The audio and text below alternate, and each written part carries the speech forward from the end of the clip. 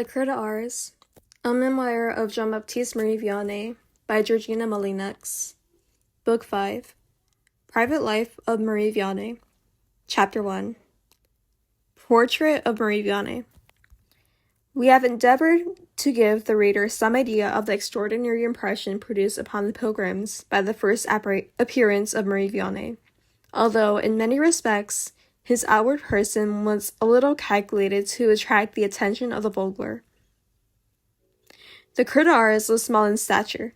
His form was slender. His complexion, while it indicated a certain vigor of constitution, conveyed at the same time the idea of a highly nervous nature. Age and his long and laborious career had in no degree diminished his extraordinary activity of mind and body. It was still the same elastic step, the same quick and rapid movement, and still he retained in their full vigor all those faculties which had been so hardly and severely taxed during the whole of his ministerial life. His hearing, his sight, and his memory were as fresh and as accurate as in the days of his youth, and although his frame was so attenuated that he hardly seemed to possess a material body, still, his health was unimpaired and his power of endurance so great that in the minds of the admiring people, it could only be accounted for by adding, as we have seen, yet another to the many miracles of ours. His long and angular face, which bore sad evidence to the unceasing fasts and mortifications to which he condemned himself, was slightly inclined upon his breast, from the constant habit of prayer and adoration. His white hair fell in abundant locks around his venerable countenance, which, according to the statements before us, was expressive of an almost superhuman saintliness and piety. It would indeed be difficult, except for those who fell under the spell of its influence, to give the reader an idea of the sentiments of reverence and admiration inspired by the mere aspect of this extraordinary man, and may therefore conclude this subject by transcribing a few passages from the portrait drawn by his friend and close observer, l'Abbé Molyneux. Upon this worn and emaciated face, nothing earthly or human could be described, but the impress of divine grace which was stamped upon it. It was like the fragile and transparent covering of a spirit that no longer belonged to this world. The expression of the eye, the mirror of the soul, was in Marie Vianney like a blaze of supernatural fire, which varied in light and intensity according to the subjects which he treated, dilating and sparkling with admiration when he spoke of the love of God, veiled and shaded by tears when sin was the theme of his discourse. Alternately, serene and profound, terrible and caressing, vivacious and grave, the Cura de Ars possessed that mysterious and attractive power which the Savior gives to these whose eyes are constantly turned towards him. And yet, remarkable fact, that look, which had power to penetrate every heart and to scrutinize every conscience, never inspired other feelings than those of reverence and affection. It was easy to divine from the sweet serenity of Marie Vianney's countenance, the inward peace which he enjoyed, and yet its natural and most familiar expression, when in repose, was that peculiar melancholy which results from the habitual contemplation of invisible things, the unceasing contact with so much sin, the perpetual aspect of so much suffering, augmented this tendency and plunged him at times into the deepest dejection. Still, the sad thoughts which often harassed his mind and which were so vividly reflected upon his speaking face at once gave way before the call of duty, and when he came forth to address the people or to resume his ministerial work, he presented to himself gracieusement hors de l'Esprit Saint.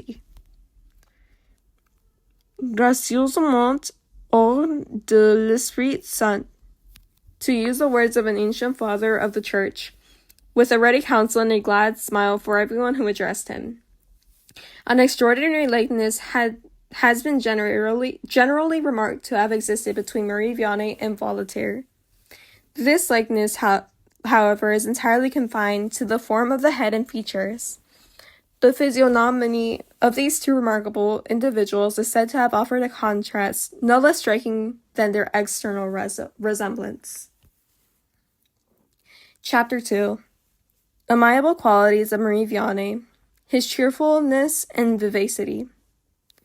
The Cura de Ars is good and saintly, remarked one in the presence of a learned professor of philosophy. But that is all. That is not all, replied the scholar. He has knowledge, great knowledge. He manifests it in his conversations upon every class of subject, upon God, upon the world, upon men, and upon things, upon the present and upon the past. Oh, how clear and beautiful is this vision, is the vision of those who see everything in and through the Spirit of God. To what heights of wisdom and reason faith raises us. Although his life was so absorbed by the duties of his ministry, the Cura de Ars yet never listened with indifference to any of the political questions of the day, in which, whether directly or indirectly, the interests of religious and social order were concerned. We have already remarked upon the clearness of his judgments and the extraordinary sagacity which he manifested in his decisions upon subjects of the most varied, and often complicated character. A man distinguished for his talents and powers of discernment, after an interview with Marie Vianney, writes, "We have been astonished at the progressive mind of your saint. How wonderful is the power of holiness! To what sublime heights can it raise the idea of the lowliest and most humble of men?" It may be thought that this man, so austere towards himself, whose whole life was an almost uninterrupted series of penances and mortifications, it may be thought that not only would such a man take no part in himself than in any lively or sportive conversation, but that none such could be carried on in his presence. This, however, was very far from being the case. The Cura de Ars possessed much natural vivacity of mind, and we imagine also a keen sense of the witty and humorous. When, in his short intervals of repose, he was in the society of those priests or lay friends whom he knew and loved, he could not only be gay and animated, but even mirthful, and thought it has been said of him that he was never known to laugh. Still, his lively sallies and clever repartees, with his sweet and ready smile, often encouraged the merriment of others, and he never failed to bring into the little circle of which he formed the centre a sense of social enjoyment, loving sympathy, and intellectual life, which enabled his devoted brother laborers to forget all their toils and, with renewed cheerfulness and patient energy, to recommence their daily task. Marie Vianney was endowed with an acute sensibility. Events which would but slightly affect others often told upon his sensitive heart with poignant and cruel severity. The death of his good and true friend Madame Ars, which occurred about this time, was a source of profound grief to him, and he never ceased to bear her in his memory with sentiments of the most tender veneration and regret. When he made his first visit to the new inhabitants of the castle, he could not control an outburst of sorrow. "Poor Demoiselle," cried he.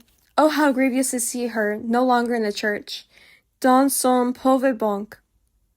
Then, fearing that he had failed in delicacy towards the inheritors of his benefactress, he at once reproached himself for his tears and his sensibility, and added, "And yet we ought not to complain. God has treated us as he did his chosen people. When he took Moses away from them, he left them Caleb and Joshua." A short time afterwards, when replying to their good wishes for the new year, he said to the same family who were soon to take their place in his heart by the side of Madame Ars, "Would that I were St. Peter, then I would give you the keys of paradise." Upon whatever subject Marie Vianney was called upon to give his opinion or advice, or however unexpected the appeal might be, he was never unprepared. But without pause or delay, And in the simple language from which he never departed at once came the prompt reply. A man who pretended to great intellectual attainments declared to him one day that there were things in religion in which he found impossible to believe. What things? Said the cur. Well, for example, eternal punishment. My friend, I advise you never to speak upon the subject of religion until you have learned your catechism. And what does the catechism say? That it is necessary to believe in the gospel, because it is the word of the Lord. Do you believe in the gospel? Yes, Monsieur le Cure. Ah, well, the gospel says, depart into everlasting fire. Are not these words sufficiently plain? On another occasion, a Protestant gentleman requested an interview with the Cura de Ars. At the close of their short communication, Marie Vianney, still ignorant of the religious sentiments of his visitor, offered him a medal. Marie the Cure, said the stranger as he took it from his hand, you are giving a medal to a heretic, that is to say, to a heretic from your point of view. But, notwithstanding the diversity of our creeds, I trust that we shall meet in heaven. Marie Vianney took his hand, and in a tone of tender compassion replied, Alas, my friend, those only can be united above whose union has commenced here below. Death will change nothing. Where the tree falls, there it will lie. Marie the Cure, I commit myself to Jesus Christ, who has said, He that believeth on me hath everlasting life. But my friend, our Lord has also said, if he neglect to hear the church, let him be to thee as a heathen man. He has said, there shall be one flock and one shepherd, and he has appointed St. Peter to be the head of the flock. Vianney then disappeared without waiting to hear what his adversary might have to say in reply. Sometimes a little innocent malice manifested itself in the piquant and ingenious replies which Marie Vianney addressed to those who sought his counsel. Monsieur le Cure, said a man whose language, countenance, and robust frame offered a singular contrast with the pale face and attenuated form of him he addressed, Marie the Cure, I count a little upon you for my reception above. I hope you will not forget your old friends, but that you will allow them half the benefit of your fasts and your sacrifices. When you go up to heaven, I shall try to catch hold of your cassock. Oh, beware of that, my friend, cried the cur, glancing at the same time maliciously at the broad shoulders before him. Beware of that. The entrance to heaven is narrow. We should both be left at the door. One of his parishioners, an excellent person but more zealous than discreet, was one day indulging her prosperity for giving advice at his expense. Monsieur le Cure, said she, you are wrong in doing so. You should have acted in such a manner. Enough, said Vianney gently. We are not yet in England, alluding to the female rule permitted by the English Constitution.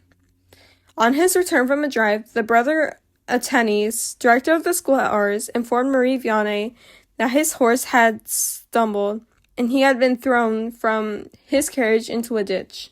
The cur offered his condolences and then said, My friend, St. Anthony never fell from his carriage. You must do like him. What then did St. Anthony? He always went on foot. Notwithstanding Marie Vianney's decided taste for solitude, so intense was the gratification which he experienced in the society of his friends, so strong the yearning of his heart for human sympathy, that it seemed to be almost a necessity of his nature. My God, what happiness shall we not enjoy in paradise, since even here the company of the saints is so delightful, their conversation so full of sweetness and consolation. This exclamation frequently escaped him during the evening hour, where the missionaries at Ars were successively admitted to his presence. These short intervals of social intercourse, with his visits to the sick, formed the only recreation of the Cura de Ars.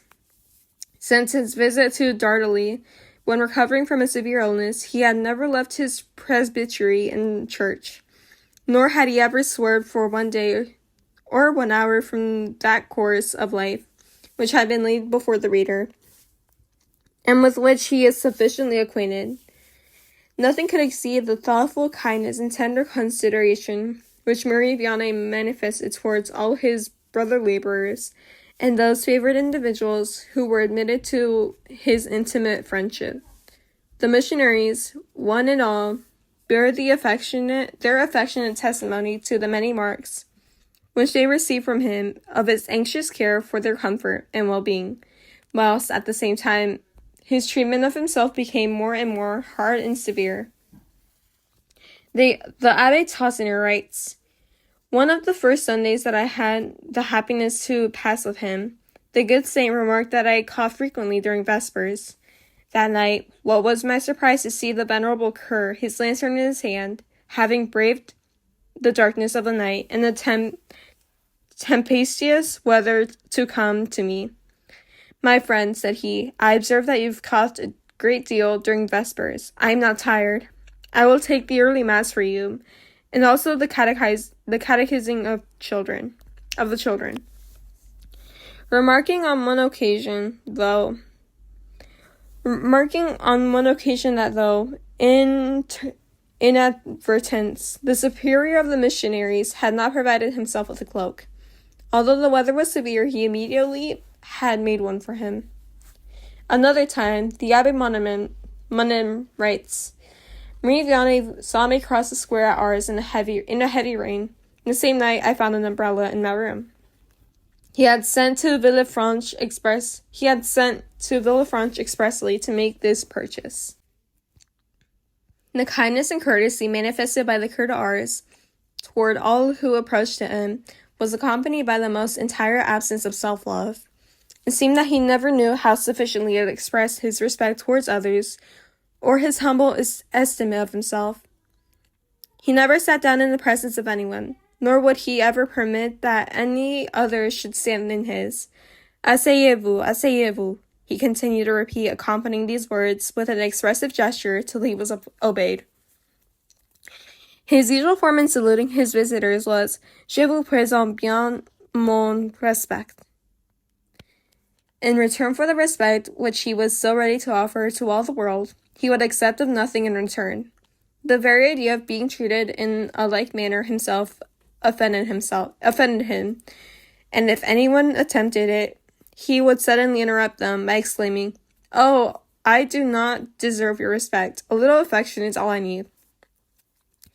Although Marie Vianney lived in a day of extraordinary industrial progress and of great intellectual, as well as political excitement, since still the most startling novelties, the most surprising discoveries, passed unheeded by him, and it was difficult to elicit his attention or to arouse his curiosity, except in those cases where he believed the interests of religion were in some manner involved.